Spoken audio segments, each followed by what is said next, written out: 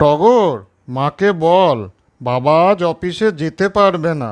শরীরটা ভালো লাগছে না আজ আমার। কেন বাবা, আজ আবার শরীরটা খারাপ লাগছে তোমার? বেশ কিছুদিন যাবৎ তোমার শরীরটা ভালো যাচ্ছে না, তবুও রোজ রোজ অফিসে যাবে। বারণ করলেও তুমি শুনছো না। বলা হলো কদিন অফিস থেকে একটু ছুটি নাও। আরে চুপ কর তো, অত জোরে জোরে বলিস না তো।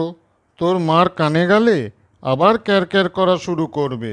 সেও তখন বলবে তোমাকে কদিন তো বলেছিলাম অফিস থেকে ছুটি নিতে, কিন্তু আমার এইসব একদম ভালো লাগে না। আজ বরং সুবিমলকে ফোন করে বলে দিই আজ আমি যেতে পারছি না, আমার কাজটা ও যেন একটু করে রাখে।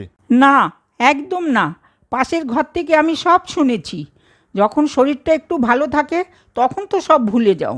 রোজ রোজ বাজারে যাওয়া, ঘরে জিনিস থাকা সত্ত্বেও বিকেল হলে বন্ধুদের সঙ্গে আড্ডা, বৃষ্টি হলেও আড্ডায় যাওয়া চাই কেন? মা, বাবাকে আজ বলবে তো বাজার থেকে একটু গলদা চিংড়ি আনতে। তুমি না আজ চিংড়ির মালাইকারি করো। অনেক দিন আমি চিংড়ির মালাইকারি খাই না, আমার খুব ভালো লাগে। না রে নয়ন, বাবার শরীরটা আজ খুব খারাপ, তাই বাবা আজ বাজারে যেতে পারবে না, এমনকি অফিসেও যেতে পারবে না। আচ্ছা ঠিক আছে, সুবিমলকে ফোন করে বলে দিচ্ছি চিংড়ি মাছ ছাড়া আর কি কি বাজার থেকে আনতে হবে তোর মাকে একটু জিজ্ঞাসা কর তো টগর, ও ঠিক এনে দেবে।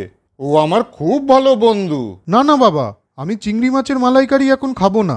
তুমি সুস্থ হয়ে ওঠো, তারপর দেখা যাবে। নয়ন, তুই একটু চুপ কর তো।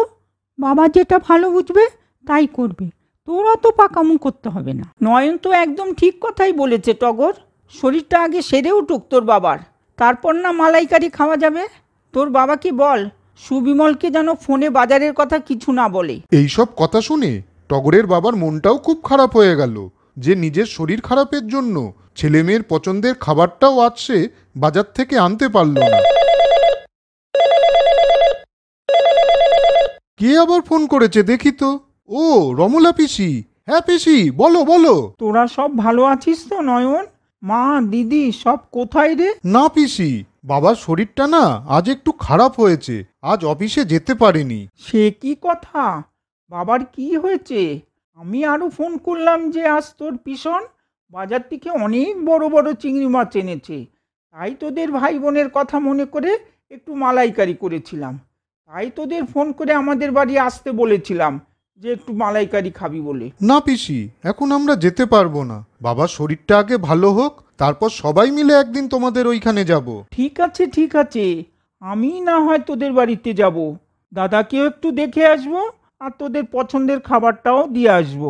এদিকে রমলা পিসি আসলো দাদাকে দেখতে, আর টগর আর নয়নের জন্য চিংড়ি মাছের মালাইকারি নিয়ে।